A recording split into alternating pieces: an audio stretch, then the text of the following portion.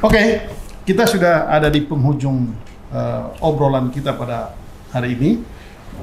Karena ini di bagian penutup, saya ingin menggali dari Bung Rey dan Bung Alif soal tadi kita sudah bicara soal bagaimanapun ada hal yang sangat berbahaya dari apa yang dilakukan ini, ada ancaman yang sangat serius.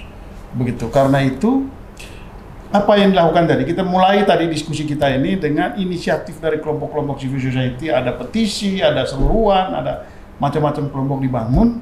Nah, pertanyaannya kemudian, kira-kira apa goal dari gerakan ini? Oke, jangka panjang tadi sudah disebutkan sebetulnya ya, bahwa kita mau mengembalikan reformasi ini, artinya taat pada konstitusi itu mesti menjadi laku bagi semua aktor politik Indonesia. Yang kedua, kesadaran politik itu harus terbangun terus, kontrol warga dan juga kontrol lembaga-lembaga negara yang ada. Ini satu upaya jangka panjang saya kira, mengembalikan reformasi kepada real yang sesungguhnya.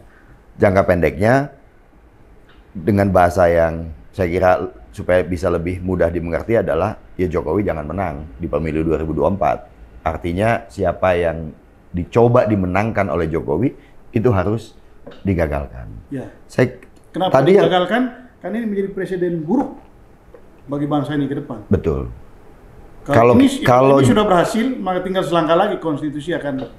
Kalau pemilu mendatang apa yang didukung atau yang dilakukan atau yang diupayakan oleh Jokowi ini berhasil, itu kan artinya kita, orang Indonesia, itu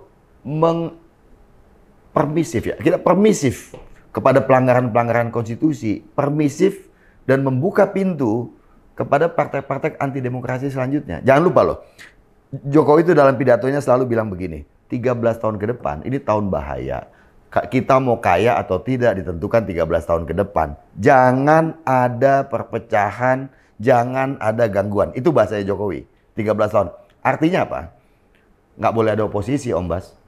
Nggak boleh ada kritik. Nggak boleh ada protes. You keberatan sama I punya kebijakan, you masuk penjara atau you diam. Kalau tidak masuk penjara, tidak bisa diam, minimal you didoxing. Latar belakang Om Bas diungkap di media sosial dan sebagainya. Itu yang terjadi kemarin kan, gitu. Dan itu contoh-contoh itu dan pernyataan-pernyataan ini harus dibaca sebagai satu signal. Sebagai signal bahwa apa yang akan terjadi ke depan kalau pemerintahan yang didukung oleh Jokowi ini menang. Oke, mulai. Apa kira-kira itu saya, Mas? Ya, tadi ini kan ada. Ya tadi titik koma, kemudian tinggal lanjutkan. Kira-kira begitulah menurut Om Bas kan, gitu kan? Ini kan ada inisiatif-inisiatif. Ini bukan soal elektoral, Mas. Bukan soal pemilihan bagi saya. Ini soal prinsip berbangsa dan bernegara. Prinsip berbangsa dan bernegara itu tidak boleh konstitusi diubah demi kekuasaan. Gitu. Demi kepentingan seseorang. Kekuasaan. Gitu. Kenapa saya katakan begitu? Sebab perpanjangan masa jabatan, kemudian pembiaran dinasti, itu jelas bukan demi kepentingan bangsa dan negara. Itu jelas demi memenuhi ambisi orang per orang. Karena bangsa ini tidak pernah diuntungkan dengan praktek dinasti politik. Kita kan mengalaminya di daerah-daerah. 117 daerah kita itu diliputi oleh dinasti politik. Dan apa yang kita alami? Ya pelambatan kemajuan, pelambatan kesejahteraan. Karena kemajuan kesejahteraannya itu ya berputar di lingkungan keluarga itu kan. Dan ujung-ujungnya masuk KPK, korupsi.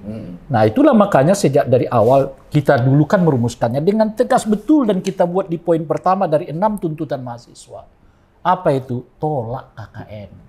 Karena inilah sumber dari persoalan bangsa kita. Ada namanya korupsi, ada namanya kolusi, ada namanya nepotisme. Dan butuh 32 tahun. Untuknya, itu pokok soalnya. Rakyat kita miskin karena korupsi. Pendidikan nggak tercapai karena korupsi.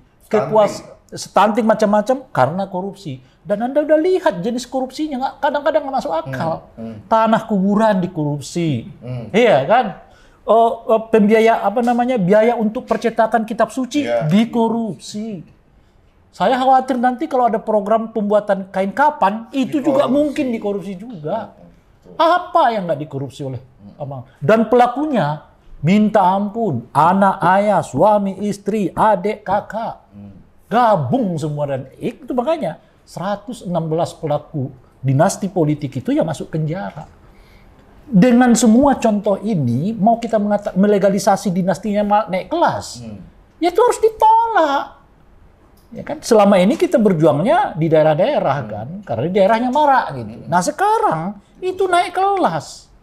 Pendidikan politik kita tertahan, ya distribusi kekuasaan kepada banyak orang tertahan, tapi dinastinya naik. Apa yang akan terjadi nanti? Kita ingatkan nih, khususnya kawan-kawan Gen Z. Kalau kita membiarkan sekarang dinasti politik, you jangan lagi bermimpi bisa penguasa di masa mendatang. Sederhana itu kok. Meskipun dibuat undang-undangnya, katakanlah usianya sekarang dibuat 17 tahun boleh jadi bupati, 17 tahun boleh jadi gubernur, tapi mohon maaf, nggak begitu banyak membantu berguna bagi dirimu. Kalau you nggak punya dua hal, apa itu? Satu, ya you punya gantungan politik yang bersifat darah, atau yang kedua you punya modal. Dan dengan itu juga kekuasaan hanya ada di mereka berdua. Satunya adalah kau barisan dari genealogi kekuasaan, yang kedua Anda punya modal. Nah, kekuasaan masa depan itu hanya berputar di antara mereka, dan itulah yang kita sebut dengan praktek oligarki. Nah, itu yang kita harus sadarkan kepada kawan-kawan Gen Z ini. Sebab korban dari ini semua bukan kita, Bas.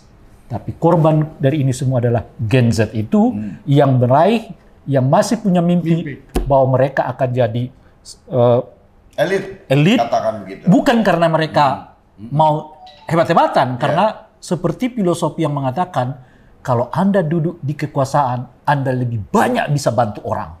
Tapi kalau kekuasaannya dimiliki oleh keluarga, siap-siap saja Anda menjadi rakyat biasa. Gitu.